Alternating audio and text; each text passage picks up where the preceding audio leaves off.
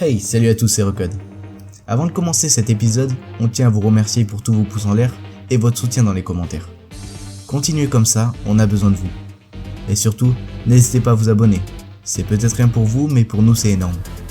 Surtout qu'à partir du prochain épisode de WG Comics, on mettra des concours en place pour vous faire gagner plein de cadeaux. Et pour cela, il faudra être abonné bien sûr. Donc ne perdez pas de temps et cliquez sur le bouton s'abonner. Et en plus, vous serez averti quand les nouvelles vidéos sortiront. Sans plus attendre, installez-vous bien et place au deuxième épisode de WG Comics.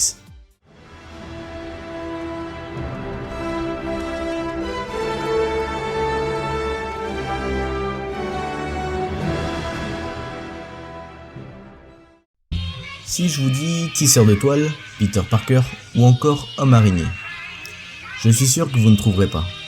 Et si vous avez trouvé que c'est Spider-Man le héros de cet épisode, c'est juste parce que vous avez vu la miniature, bande de tricheurs. Spider-Man fait sa première apparition dans le comics Amazing Fantasy numéro 15 en août 1962. Il fut créé par le célèbre Stan Lee et Steve Ditko.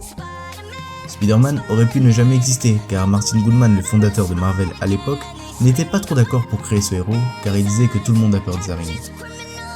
Et on peut voir aujourd'hui qu'il aurait eu tort de ne pas faire vivre cet homme araignée. Mais qui se cache sous le masque de Spider-Man ? Eh bien il s'agit de Peter Benjamin Parker, plus connu sous le nom de Peter Parker. Il est le fils de Richard et Mary Parker, qui sont malheureusement décédés en mission étant des agents du SHIELD. Et c'est donc Ben et May Parker qui ont eu la garde du jeune Peter, et qui le considèrent comme leur propre fils. Au cours des années qui suivirent, Peter grandit, devenant un élève extrêmement brillant en sciences. Toutefois, sa timidité extrême et son goût pour les études faisaient de lui un exclu parmi les élèves, qui passait son temps à se moquer de lui, et ce, depuis l'école élémentaire. Mais un jour, alors qu'il se rendait à une exposition scientifique sur la radioactivité, une araignée s'aventura au travers d'un rayon d'énergie radioactive émis par l'accélérateur de particules. Devenue à son tour radioactive, cette araignée se retrouva sur la main de Peter et le piqua. Peter réalisa alors que l'araignée avait été irradiée et s'éclipsa rapidement quand il commença à se sentir mal. Cette morsure lui confère des super pouvoirs, une force et une agilité hors du commun, la capacité d'adhérer aux parois, ainsi qu'une capacité de régénération et un sens d'araignée l'avertissant des dangers imminents. L'intégralité de ses capacités, qu'il s'agisse de sa force, son endurance, sa résistance, ses réflexes ou ses capacités de régénération, sont supérieures à celles d'un humain ordinaire. Le niveau exact de ce pouvoir varie selon les versions. Dans les comics, il est capable de soulever jusqu'à 10 tonnes, voire 20 tonnes selon les périodes. Peter va mettre au profit ses nouveaux pouvoirs pour gagner de l'argent. Il participe donc à des combats de catch qu'il remporte très facilement, et il se crée une grande réputation dans ce milieu. Mais malheureusement, un drame va changer sa vie. Après un combat, il va laisser un voleur s'échapper alors qu'il aurait pu très facilement l'arrêter, prétextant que ce n'était pas son problème. Peu de temps après, son oncle Ben est tué par un cambrioleur.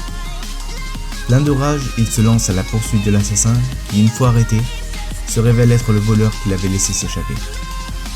À partir de cet instant, il se fit la promesse de lutter contre le crime et de suivre les paroles de son oncle. Un grand pouvoir implique de grandes responsabilités. Qui au passage, ce n'est pas Ben Parker qui l'a inventé, mais un certain Voltaire.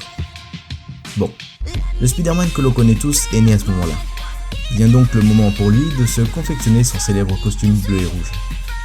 De base, Spider-Man ne fabrique pas de toile comme on a pu le voir dans la trilogie de Sam Raimi. Donc il fabriqua aussi son lance-toile artificielle, qui est aussi efficace que de la toile organique. Et juste une petite info, les toiles de Spider-Man ne durent que 1 heure maximum avant qu'elles finissent par se dissoudre. Tant mieux, hein. Imaginez comment les rues seraient après chaque passage de Monsieur Spider-Man qui met des toiles partout. Bref, résultat, la réputation super-héroïque de Spider-Man grandit rapidement.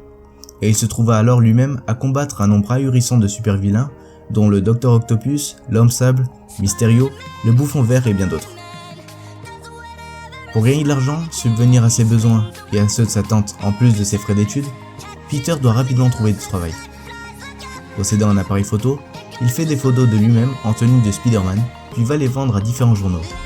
Il sera remarqué par J. Jonah Jameson, propriétaire et rédacteur en chef du Daily Bugle, dont les employés et les locaux joueront dorénavant un grand rôle dans sa carrière. Contrairement à ce que l'on pourrait penser, Peter n'a pas du mal avec les filles. Sa première relation sérieuse fut avec Gwen Stacy, mais malheureusement, elle ne dura pas longtemps. Le Bouffon Vert enleva Gwen et alla sur le pont George Washington, défiant Spider-Man. Au milieu du combat, Gwen tombe. Peter tente de la rattraper du haut du pont, mais le cou de la jeune femme est brisé pendant la chute et elle mourra. C'est l'un des moments les plus dramatiques de toute la carrière de Spider-Man. Puis durant cette épreuve difficile, Peter se lia d'amitié avec Mary Jane Watson, puis finirent par se marier quelque temps après. Il y eut d'autres conquêtes, mais ce n'est pas le but de cette vidéo de les énumérer toutes. Voilà pour l'histoire principale et l'origine de Spider-Man. N'hésitez pas si vous voulez un autre épisode de la suite de la vie trépidante de l'homme araignée, car il reste encore plein de choses à voir. Passons maintenant aux apparitions de Spider-Man dans les médias. En dehors des comics, l'homme araignée fit sa première apparition dans le dessin animé L'Araignée en 1967. Il continua dans sa grande lancée des séries animées au fil des années jusqu'à aujourd'hui avec Ultimate Spider-Man qui est sorti en 2012.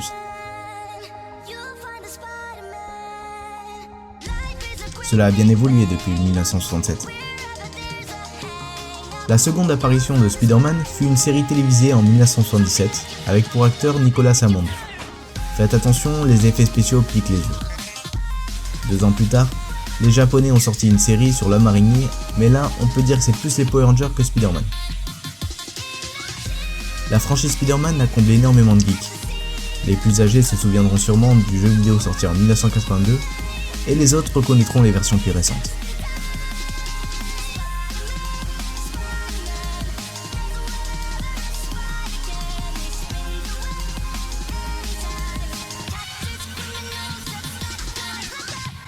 Le jeu vidéo en a fait du chemin pour en arriver jusqu'à là, et heureusement. Le Spider-Man que l'on connaît tous aujourd'hui ne serait rien sans ces films qui nous ont marqués, avec en 2002 la trilogie Spider-Man de Sam Raimi, interprétée par Tobey Maguire, puis The Amazing Spider-Man, avec pour acteur Andrew Garfield. Et pour finir, Spider-Man Homecoming qui sortira cette année. Vous pouvez d'ailleurs cliquer sur le lien qui s'affiche pour aller voir la vidéo des films les plus attendus de 2017.